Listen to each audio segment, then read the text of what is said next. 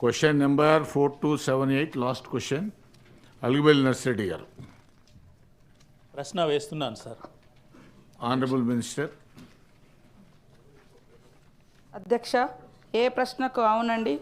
B ప్రశ్న భాషా పండితులను స్కూల్ అసిస్టెంట్లుగా, లాంగ్వేజెస్ పీఈటీలను స్కూల్ అసిస్టెంట్లుగా ఫిజికల్ ఎడ్యుకేషన్ స్థాయికి పెంచే ప్రతిపాదనలు పరిశీలనలో ఉన్నాయి అధ్యక్ష. సి ప్రశ్న అవునండి. ప్రభుత్వం గిరిజన సంక్షేమ శాఖ విద్యా 1 GOMS నెంబర్ 56 17/2023 ద్వారా 50 గిరిజన సంక్షేమ హాస్టళ్లను ఆశ్రమ ప్రాథమిక పాఠశాలలుగా మార్చబడి అట్టి హాస్టళ్ల ప్రాంగణంలోనే నడపబడుతున్నాయి అధ్యక్ష. అట్టి మార్చబడినటువంటి 50 పాఠశాలలో ప్రస్తుతం ITDA భద్రాచలం పరిధిలో 13 మరియు A2 నాగారం పరిధిలో 12 గలవు అధ్యక్ష. డి అండ్ ఈ ప్రశ్న అవునండి. గిరిజన సంక్షేమ ఆశ్రమ పాఠశాలలో 1085 టీచర్ పదవులు మంజూరు కోసం ప్రతిపాదనలు పరిశీలనలో ఉన్నాయి అధ్యక్ష. గిరిజన విద్యార్థులకు నాణ్యమైన విద్యను సమకూర్చాలన్నటువంటి ఉద్దేశంతో ఆశ్రమ పాఠశాలలుగా మారినటువంటి హాస్టల్స్తో పాటు గిరిజన సంక్షేమ ఆశ్రమ పాఠశాలలో తరగతులను నిర్వహించడానికి 339 అకాడమిక్ ఇన్స్ట్రక్టర్లు, అదేవిధంగా 2106 CRT టీచర్లను ప్రభుత్వము అనుమతించింది అధ్యక్ష. గౌరవ సభ్యులు. అధ్యక్ష, చాలా సంతోషం. 2013లో గిరిజన హాస్టళ్లను ఆశ్రమ పాఠశాలలుగా అభివృద్ధి చేయడం జరిగింది. అంటే దాదాపు 11.5 సంవత్సరాలు అయింది. ఈ కాలంలో వాటికి పోస్టులు లేవు. పోస్టులు మంజూరు చేస్తామని చెప్పి పరిశీలనలో ఉందని చెప్పి గౌరవ మంత్రి గారు తెలియజేశారు. తమ ద్వారా అభినందనలు తెలియజేస్తున్నా. అదేవిధంగా గతంలో జిల్లా పరిషత్ ఉన్నత మరియు ప్రభుత్వ ఉన్నత పాఠశాలల్లో 9,000 పైచిలుకు పండిట్ పోస్టులను, 1,800 పైచిలుకు పీఈటీ పోస్టులను అప్గ్రేడ్ చేసి స్కూల్ అసిస్టెంట్లుగా మనం జూలైలో పదోన్నతులు కూడా ఇవ్వటం జరిగింది.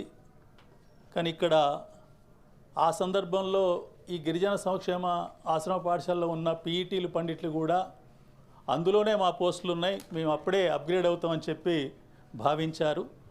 కానీ ఆ పోస్టులలో లేవనేది మా అలాంటి వాళ్ళకి తెలిసినా కూడా వారు ఆ రకంగా అభిప్రాయంతో ఉన్నారు. వాస్తవంగా ఈ పోస్టులు నాకు తెలిసి 400 లోపే. గిరిజన సంక్షేమ ఆశ్రమ పాఠశాలలో పండిట్ పీఈటీ పోస్టులు మొత్తం కూడా 350 నుంచి 400 మధ్యనే ఉంటాయి. చాలా కొద్ది సంఖ్య. అందువల్ల వెంటనే అప్గ్రేడ్ చేసి వచ్చే విద్యా సంవత్సరంలోగానే వారికి పదోన్నతులు ఇవ్వాలని చెప్పి నేను కోరుతున్నా. అదే అంశాన్ని నేను ఎప్పటిలోగా ఈ ప్రతిపాదన అమలు చేయడం అవుతుంది అని అడిగాను బి ప్రశ్నలో. ఆ డేటు కూడా చెప్తే మంచిది. నా సూచన అయితే జూన్లోగా ఆ పోస్ట్ అప్గ్రేడ్ చేసి పదోన్నతులు ఇస్తే బాగుంటుందని తెలియజేస్తున్నా.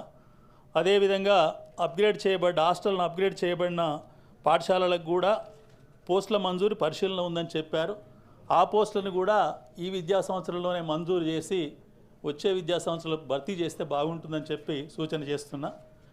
అవసరం కూడా, ఎందుకంటే ఈ అప్గ్రేడ్ చేసిన హాస్టల్ ఏవైతే ఉన్నాయో పాఠశాలలుగా అక్కడ పరిపాలనా ఇబ్బంది కూడా జరుగుతున్నది.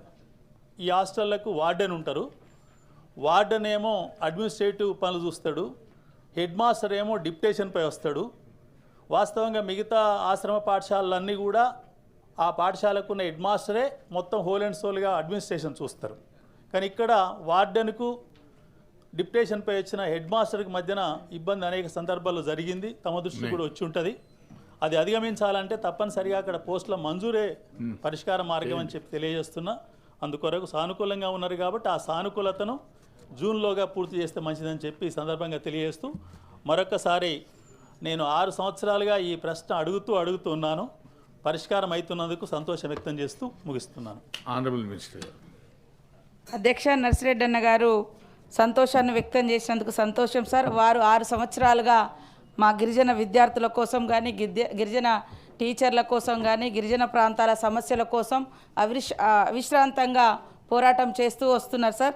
తప్పకుండా సీఎం గారి దగ్గర ఈ శాఖ ఉంది. తప్పకుండా జూన్ జూలై లోపు వారు ఆశించిన విధంగా మా విద్యార్థుల స్కూల్స్ అప్గ్రేడేషన్ కానీ భాషా పండితుల సమస్య కానీ సిఆర్టీల సమస్య కానీ సంపూర్ణంగా పరిష్కరించి వారికి ఆ గౌరవం దక్కే విధంగా నేను చొరవ తీసుకుంటానని తెలియజేస్తా ఉన్నాను అధ్యక్ష.